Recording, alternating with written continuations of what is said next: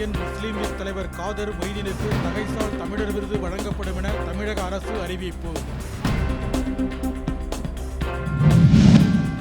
தேன்கொண்டம் அரசு கலை அறிவியல் கல்லூரிக்கு ராஜேந்திர சோழன் பெயரை சூட்டுமாறு தமிழக அரசுக்கு அன்புமணி வலியுறுத்தல்.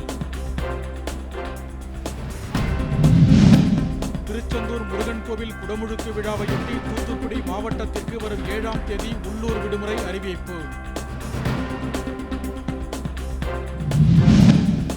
திமுக மற்றும் பாஜகவுடன் கூட்டணி வைப்பதில்லை என்ற முடிவில் உறுதி. தாவேகா செயற்குழு கூட்டத்தில் நடிகர் விஜய் அறிவிப்பு. அதிமுக உள்கட்சி விவகாரம் தொடர்பான விசாரணை விரைவுபடுத்தப்படும். சென்னை உயர்நீதிமன்றத்தில் தேர்தல் ஆணையம் உறுதி.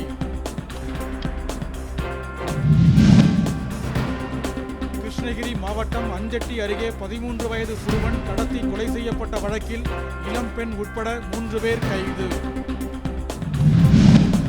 தாம்பரம் மேம்பாலத்தில் மகிழுந்து ஏறி இறங்கியதில் அங்கு படுத்துறங்கிய ரமணா என்பவர் படுகாயம். ஓட்டுநர் சுந்தரமூர்த்தியிடம் விசாரணை.